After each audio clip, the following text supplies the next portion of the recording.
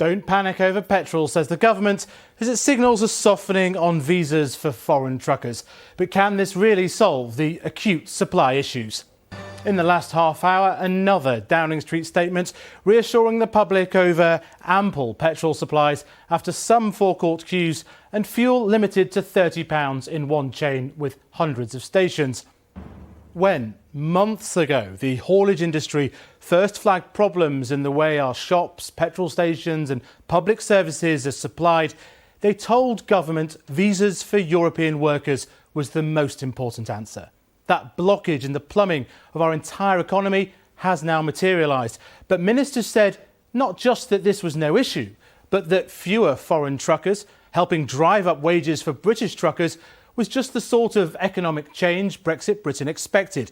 Indeed, companies were told to heed the signal and to kick the habit of an addiction to an endless supply of foreign labour and instead train up a new generation of truck drivers, farm workers and food production workers and construction workers from Great Britain. Difficulties in training up those new drivers during the pandemic have also been a key factor the government says it has addressed. But tonight, amid reports of splits in Cabinet, it appears the government, confronted with supply chain failures, is going to row back on the visa arrangements in some way, though only temporarily. Our economics editor Ben Chu is here. Ben, what is going on? So, Faisal, all day reports were circulating that the government was about to do a U-turn on its hard line against giving EU hauliers visas and encouraging them to return to the UK to deal with our supply chain problems. As you say, as recently as last month, ministers were ruling this option out, saying that it would not fit with the result of the 2016 referendum, which they interpreted as a vote against the free movement of labour. But, as you say, in the past half hour, a Downing Street spokesperson has released a statement seeming to confirm a change of policy on visas for hauliers. It says, first of all, that we have ample fuel stocks in this country and the public should be reassured there are no shortages. But like countries around the world, we are suffering from a temporary COVID-related shortage of drivers needed to move supplies. We're looking at temporary measures to avoid any immediate problems, but any measures we introduce will be strictly time limited. Now, note that multiple stress on the temporary. There's no suggestion that this is a return to free movement of labour, and we'll hear more about the details of this scheme over the weekend. Now, this is a change, as you mentioned, that haulage bosses have been pushing for some time. But what some are asking now in the industry is whether this is too little, too late to solve the pre-Christmas supply chain crunch. And some in the industry are wondering, even if temporary visas are issued, whether it will mean that EU hauliers will actually return. 9 months after the UK broke off from the EU, are we going to invite European workers to return to help us out of our acute supply chain problem? Disruption of fuel supplies to some BP filling stations has been the most alarming manifestation yet of the impact of the haulier shortage. One petrol station group has imposed a £30 per customer limit on refuelling because of the increase in demand that news has set off. There have been headlines today about fuel shortages and pictures of queues, but we need to be very careful here. Such images risk being like reporting a bank run. In other words, they could bring on the very crisis that might not otherwise have happened. As you can see, this petrol station is fully stocked and functioning normally. There is no need for drivers to panic buy. Nevertheless, BP's specific problems do emphasise that the haulier shortage is biting and has not yet been solved. Why is there a shortage of hauliers? It's not a simple story. When the Road Haulage Association asked a sample of some 600 firms in June to give their sense of the reasons, around 60% identified drivers retiring, with the pandemic accelerating this trend. Just over half named recent self-employment tax changes, known as IR35, reducing the disposable income of some drivers. A similar proportion cited pay rates being too low, but 60% did name Brexit and the exodus of EU hauliers as a factor. The haulage industry accepts immigration is not a long-term solution to the shortage, that what is needed is better conditions and wages for domestic hauliers. Yet bosses do argue encouraging more EU drivers to return is the best policy to alleviate the crisis in the short term. Only last month, the government said the reason it wouldn't issue more visas was that it said people voted decisively in 2016 to end freedom of movement. In other words, Brexit was the barrier. They said higher wages for hauliers and speeding up the testing process would attract more domestic labour in. But that line seems to have changed. visas apparently now are on the menu again.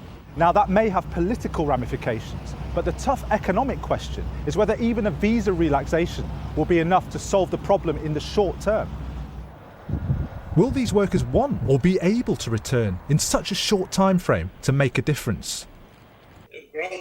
Even some in the industry who think it's the best hope of making progress accept it might not be easy. As you know, some people who say it's also naive to argue that these European workers are going to come back. I think it's very valid and a great risk to believe that it will solve the problem. There is no doubt there is a driver shortage in Europe, and most of the Eastern Europeans who left this country and went back to Europe are either working in Germany, Sweden, or wherever else, and even Poland, where apparently the wages have gone up substantially and the demand is far exceeding the supply right now. A haulier who's getting out of the business because of the poor conditions agrees. They haven't necessarily been treated particularly well on the back of Brexit and the situations for the past 5 years that have been building. Would they want to come back? We can only make it happen, put the allowances in place and hope they do with the increased wages on offer. It will definitely attract some, but it's a very good point. There's no way to assume that they will all want to come back and work here. If not migrants, there have been suggestions of army truck drivers potentially being drafted in to help deliver fuel. But it's unclear how practical that would be given the differences between military and civilian vehicles.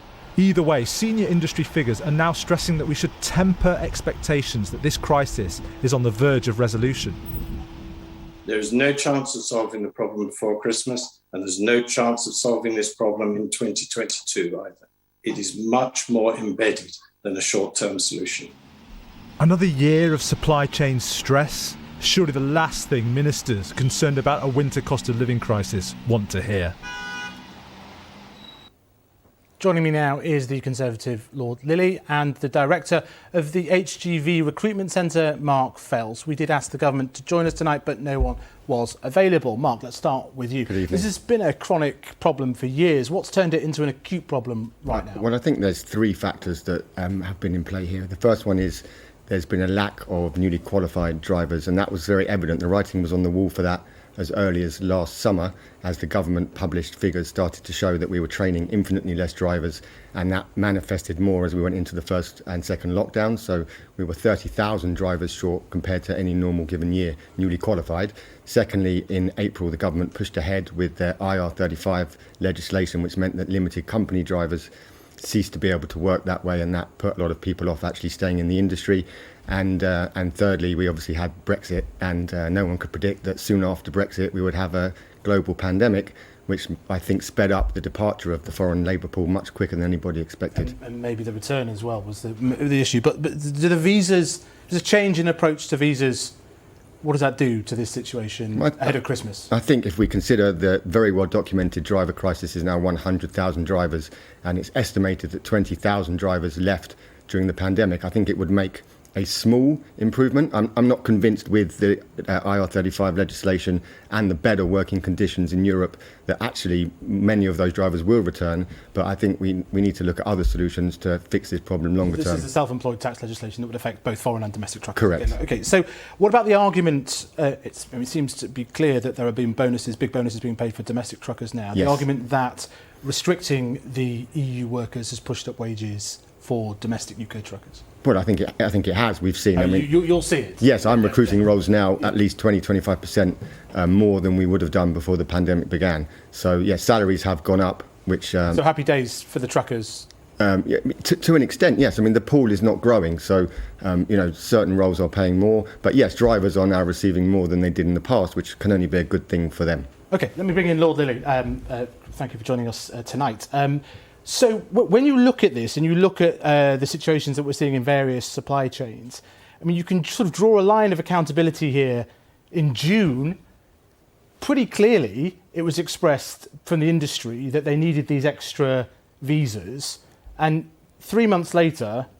They needed the extra drivers, not visas. They asked for the industry. They needed to train drivers. The industry asked for the visas and didn't get them. They asked for visas, of course. They will always prefer cheap labour from abroad to training domestic people. They have been for years, and that's why the problem's been growing for years. It's got little, if anything, to do with Brexit. After all, there's a shortage of drivers in almost every country in Europe, including Poland and Romania. Romania's got 20,000 short.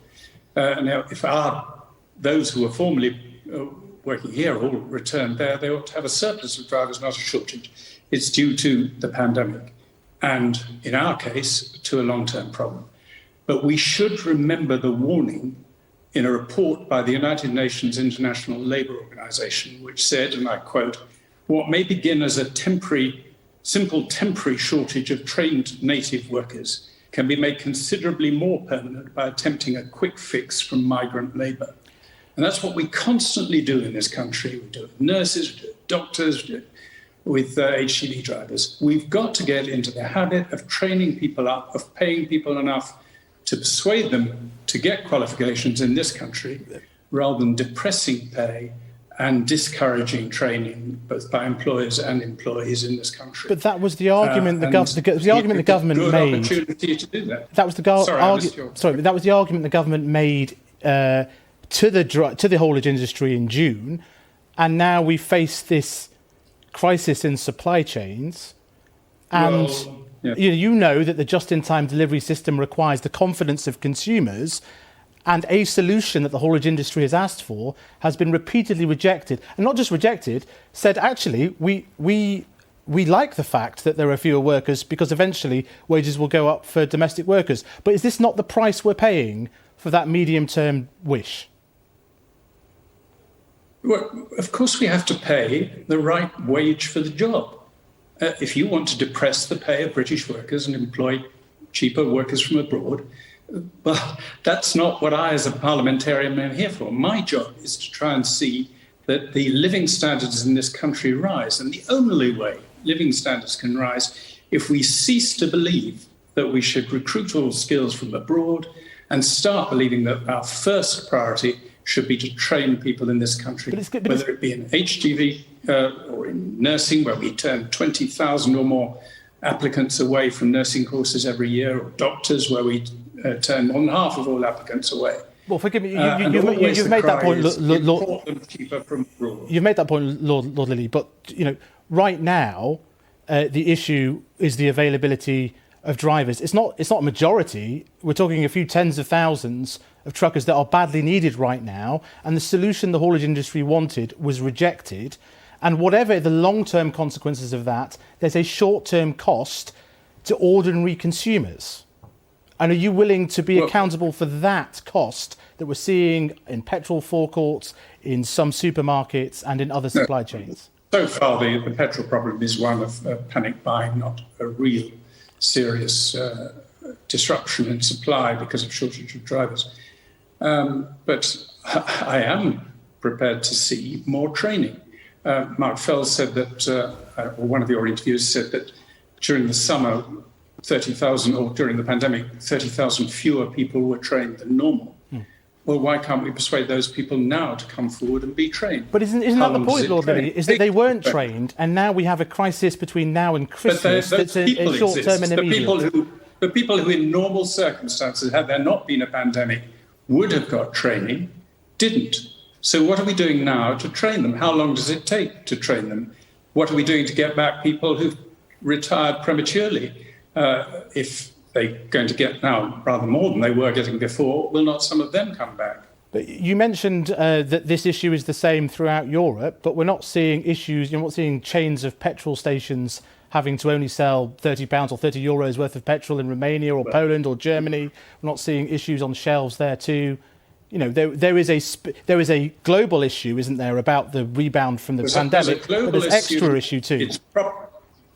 It's a global issue. It's probably worse in Britain because we have not trained enough drivers in the past. We don't have such a big pool of drivers because, so many of them have in the past been brought in from outside.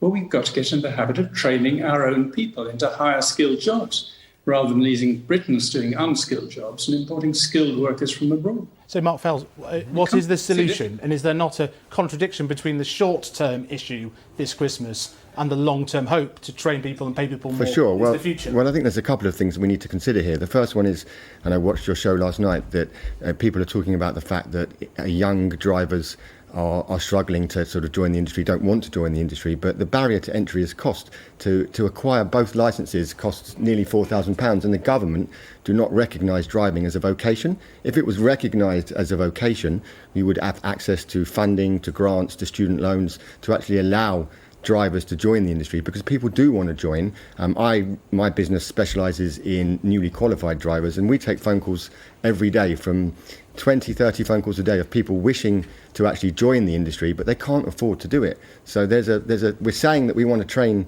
more drivers, but we have to understand that younger people simply can't afford £2,000, £3,000, £4,000 to acquire their licences. We must leave that there. Thank you very much, Lord Lilley and Marc Fels. Thank you.